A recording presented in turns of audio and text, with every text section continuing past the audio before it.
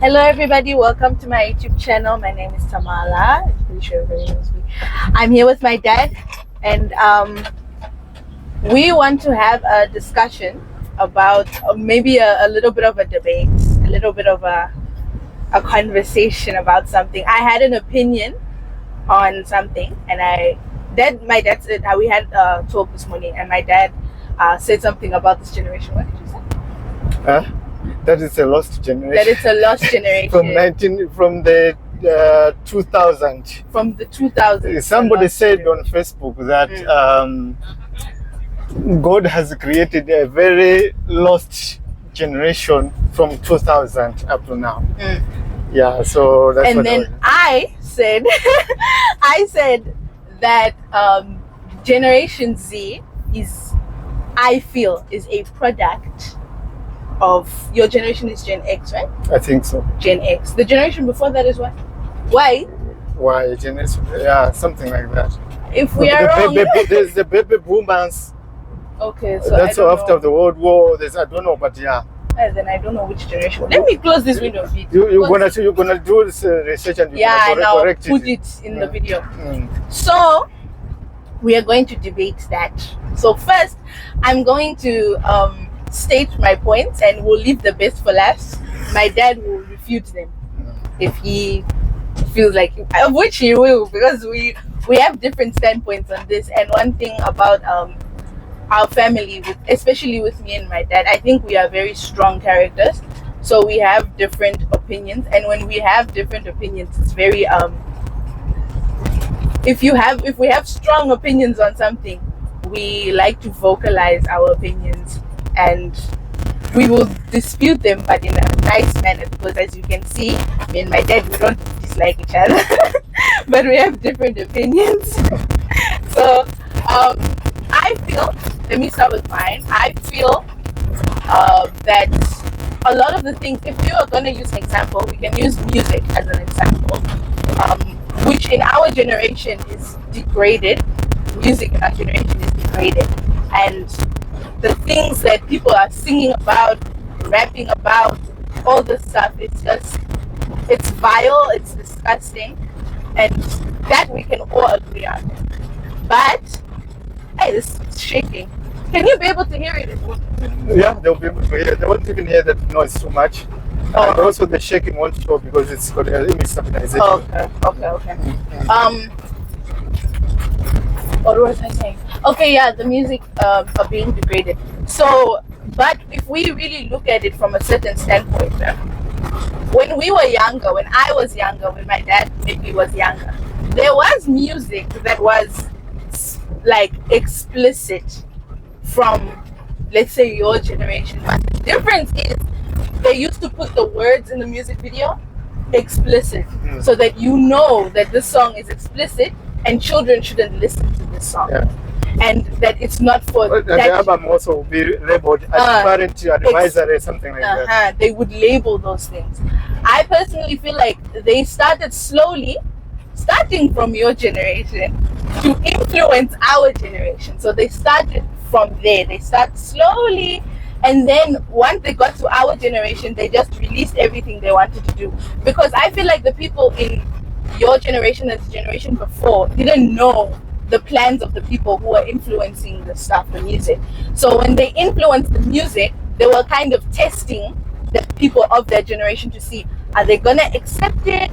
Are they gonna, what are the reactions gonna be? And when they saw that the reaction wasn't that bad, they continued with degrading the generation. And slowly the generations just went this.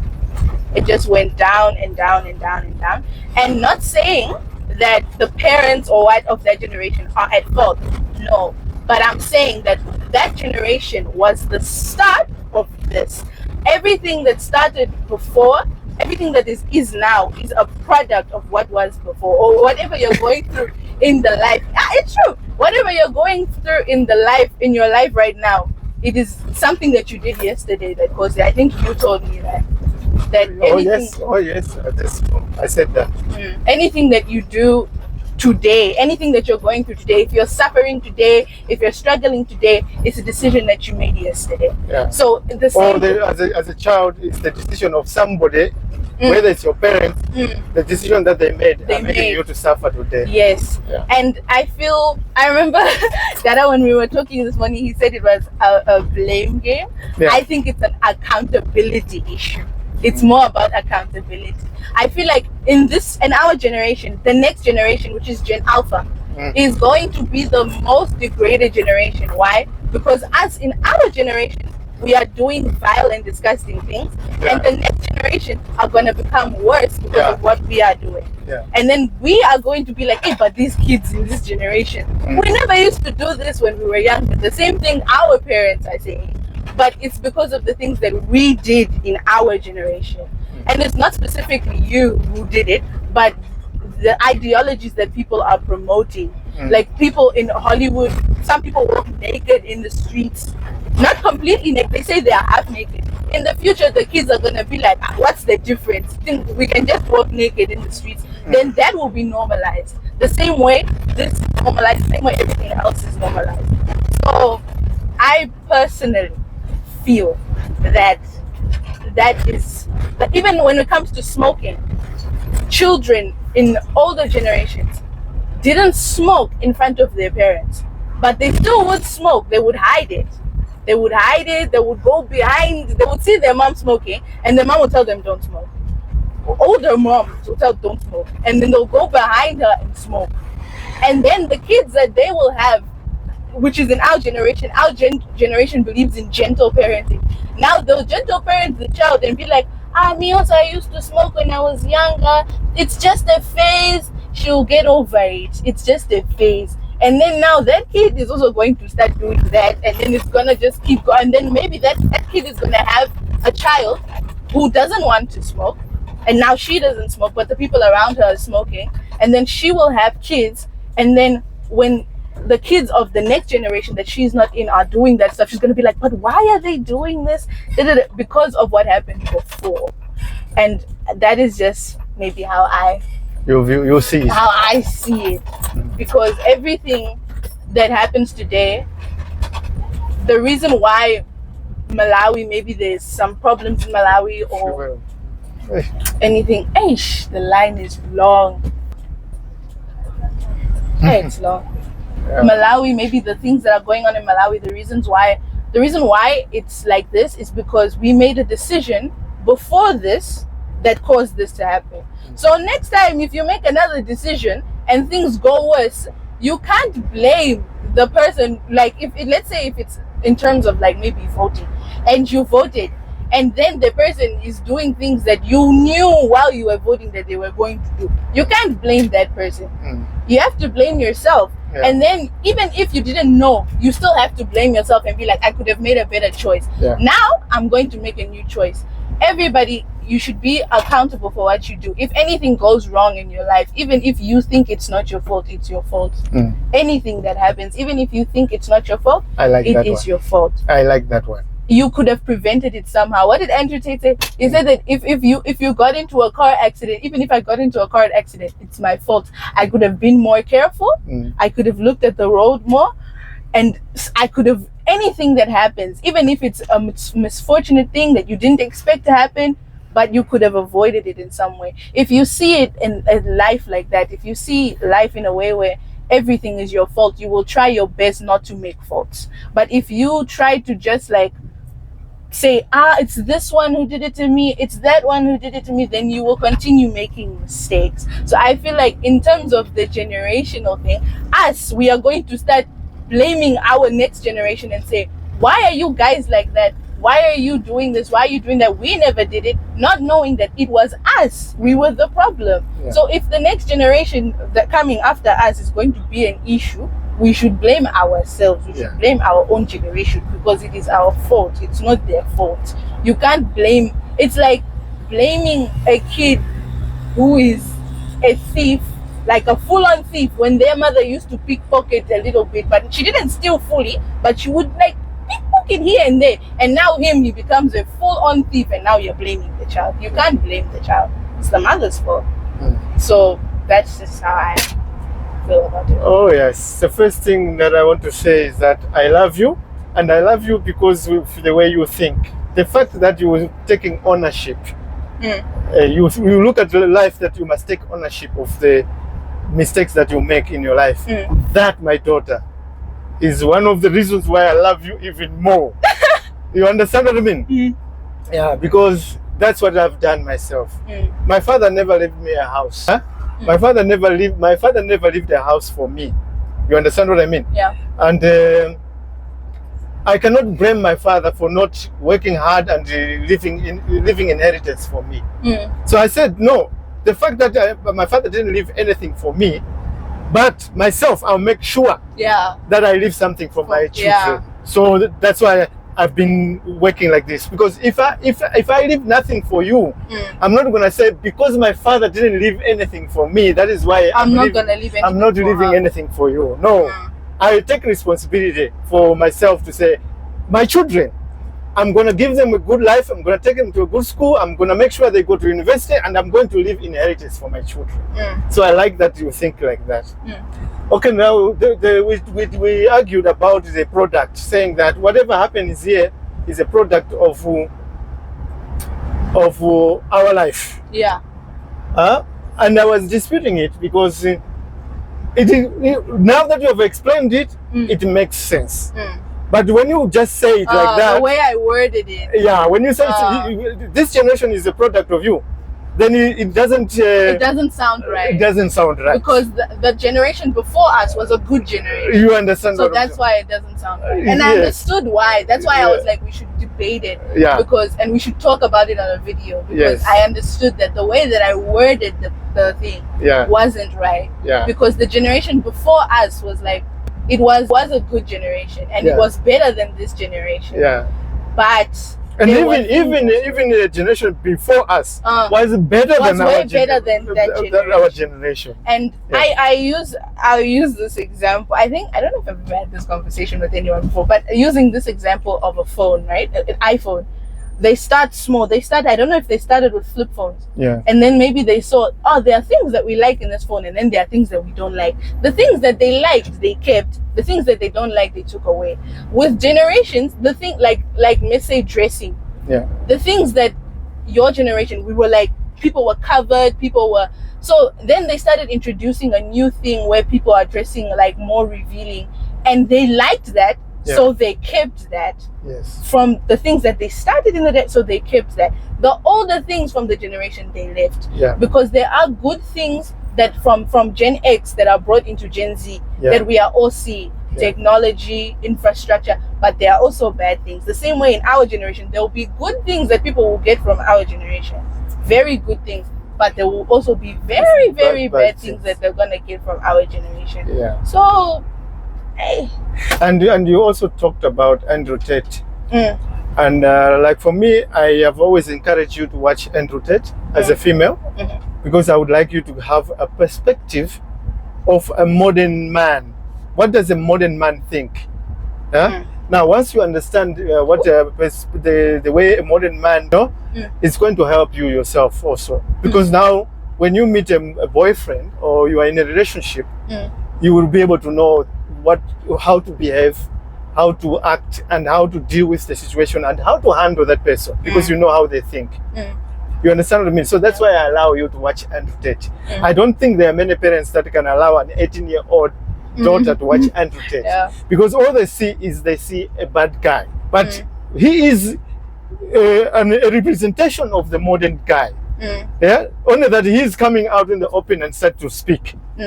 So it's an opportunity for you as a girl to be able to understand how does a man think. They're calling it the value man. The valued man. High valued man. How does he think? Because one day maybe you are going to be a high valued woman. So me as a high valued woman, how must I handle myself with how must I handle a high valued man? You understand me? So that's why I like you to watch people like Andrew Tate. You watch Candace Owens, and you just learn about the perspective of life. You understand what I mean? Yeah. But now, when it comes to the generation at this moment, it is now the responsibility of us parents to really make sure that we think and we learn how to be able to deal with our children in this life today.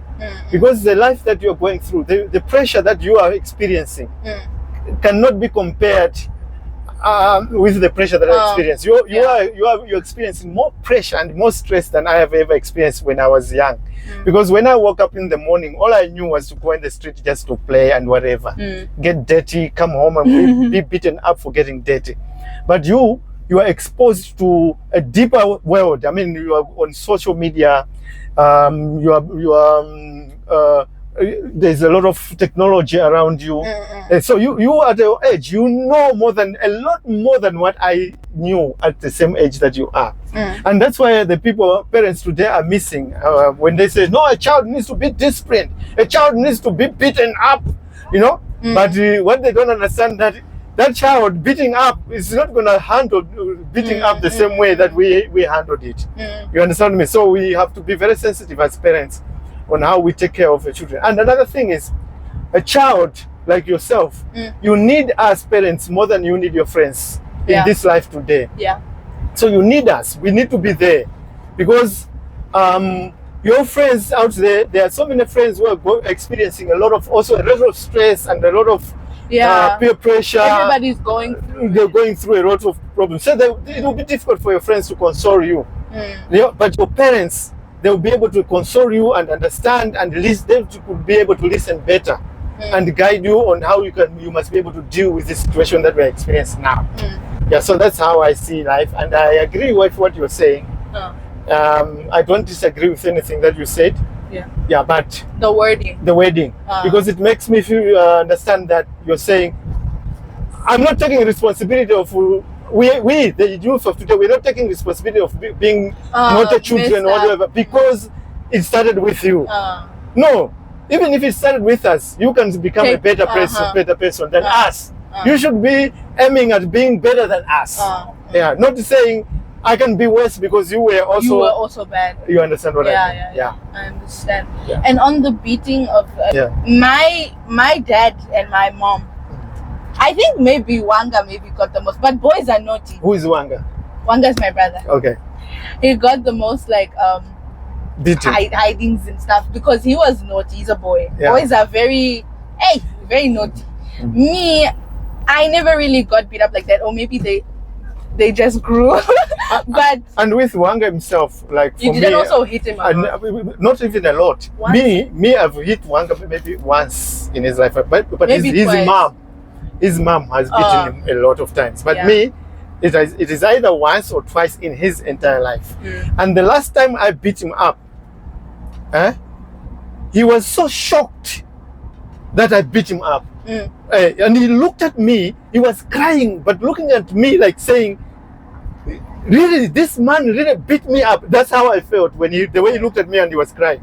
And it made me feel sorry for him. You know, it made me feel so sorry. And I said, no, I'm not going to beat him up. I don't know if I've ever beaten you up. Once, but you didn't even hit me like, really. When was that and where was that? It was here at the house. I can't remember. Me and mommy. Yeah, you were arguing with your mom, and you were being very stubborn about it, and it made me get pissed off. Yeah. And I didn't really like. You didn't hit me. You hit me once. But I almost was. I was carrying something to beat you. I was so upset. Yeah. But other than that, it has never happened. Yeah. My dad hasn't hit me, and I actually am very thankful for that, because let me tell you, the way I am, I feel like if my parents hit me continuously, and like I said, we have me and my dad very strong opinions, and if I believe in something, I believe in it. If my parents hit me, I feel like it would make me want to misbehave. As a kid, if you hit your kid continuously, especially over things that could be talked about, then it just makes them think, why do I even care? Especially if you hit them too much, they get used to the beating, and then they're just like, I'm just gonna do what I want. What are they gonna do? They're just gonna slap me, they're just gonna hit me, and they'll finish. And then I can do whatever I want. Instead, you should just have conversations. One thing that I will say, my dad, I remember once he asked me, Tamala, why are you scared of me? And it's not even fear. It's the fact that my dad doesn't hit me, he talks to me, he has conversations with me. And you know, when you talk to somebody, more emotion will come out than if you hit them. If It's actually more painful when somebody talks to you than when they beat you. Like by myself, when I was young, my father used to beat us when we would do something not. He would beat us. Then one day, he made me sit down. And then he said, you know what, I've been talking to you and I've been, beating you. And from now onwards, I was like 18, I think like 16, 17, somewhere there. I'm no longer going to beat you again. And when I used to go out, because he used to give us time and I'm late and I come and he just look at me, I go to my room, I suffered more. It hurts more. To see my father looking at me and being upset, but not saying anything. You understand me? It made me, and then suddenly I just discovered that I'm just being a good boy. I'm not being naughty or whatsoever because my father is not beating me. And I feel bad the fact that I'm making him angry, So when he used to beat me, I used to feel okay. I used to say, okay, he has beaten me up. Now I feel okay because now he's happy that he has beaten me up. Angry and he let go. So it's over. It has been squared out. That's how I looked at it. So I felt like when I grew up and I was raising you guys, I thought, if my father never beat me up, would I have been a bad boy? I realized I wouldn't have been a bad boy. Because you didn't choose that type of life. And I also asked myself, when he was beating us, if I wanted to start smoking chamba, while he's beating me, wouldn't I be able to start smoking chamba? I would be smoking chamba. They say he's going to beat me anyway. I'm just going to smoke chamba. But I decided not to smoke chamba because I decided myself. For your own self. For my own self, not because of the beating. So that's why I made the point that no, I don't beat my children. That's the thing that I'm also saying. Like, if my dad maybe was not saying that I'm a misbehaving kid, but I think maybe it would make me not want to talk to my parents as much. It would make me not want to tell them my issues. If I was failing exams and my dad was beating me every time, maybe I have an issue. Maybe there's something wrong with me. Maybe I have some people. It's actually true that some people, they can't get things in their brain as much as other people. Then you can't vocalize that to your parents because they're gonna beat you. And then at the end of the day, you're just gonna keep failing and keep getting beatings. And then your parents call you stupid. Words hurt. Words hurt a lot, and you can't just say things to kids because they're also human beings. And they're also, and there's this thing in African parents like to say, because more especially Christian African parents, honor your parents. Honor your parents. And the Bible also says that you must not provoke your child. Do not provoke your child to anger. Because and I think there's a reason why it says that, because if you provoke the kid to keep getting upset, that kid is now going to start dishonoring you and disobeying you. Instead of you trying to push the kid to the kid's limit, and then once he starts misbehaving, then you're there. But me, I've seen this thing long time ago. He's always been a misbehaving child. Yet he wasn't misbehaving. He just had problems in school. Instead of you being a parent and saying, oh, let me talk to my kid and ask my kid what's wrong with you. What are you struggling with in school? Okay, come, let me help you. I was also the same. I would say I was not dumb. I don't think I'm dumb. But in fact, the video has been too long now. It needs to end, but now. About your experience in school, we need to talk about that one day. We need to, this beating subject, we need to talk about, because now we have just touched it in brief.